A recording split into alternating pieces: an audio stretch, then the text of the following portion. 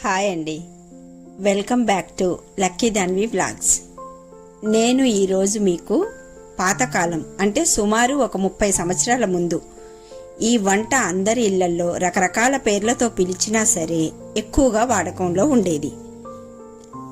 తరువాత పల్లీ చట్నీ ఎక్కువగా వాడడం, చిన్న కుటుంబాలు ఏర్పడడం, ఇలాంటి పాత వంటలకు స్వస్తి పలకటం జరిగింది.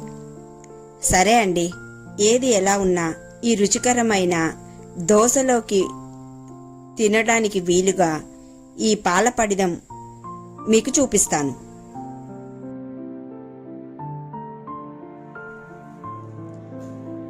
దీనికి కావలసిన పదార్థాలు: బియ్యపిండి, బెల్లం, పచ్చి కొబ్బరి, చిక్కని పచ్చిపాలు. దీనికోసం రాత్రి నానబెట్టిన బియ్యం తీసుకోవాలి. ఇవి కనీసం 6 గంటలైనా నాని ఉండాలి. వీటిని ఇప్పుడు వడకట్టి మిక్సీలో పిండి మెత్తగా పట్టాలి. ఇప్పుడు మరో గిన్నెలో 1 గ్లాస్ వాటర్ పోసి బెల్లం తగినంత తీసుకోవాలి. బెల్లం కరిగించి నలకలు లేకుండా వడకట్టుకోవాలి.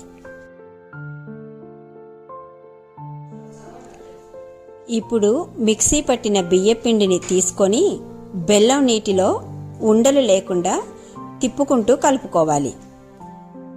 ఇప్పుడు స్టవ్ మీద గిన్నె పెట్టుకొని పాలు పొంగు వచ్చే వరకు వేడి చేసుకోవాలి. దీనికోసం చిక్కని పచ్చిపాలు తీసుకోవటం వల్ల రుచి మరింత ఎక్కువగా ఉంటుంది. ఇప్పుడు దీనిలో కలిపి పెట్టిన మిశ్రమాన్ని యాడ్ చేసుకోవాలి.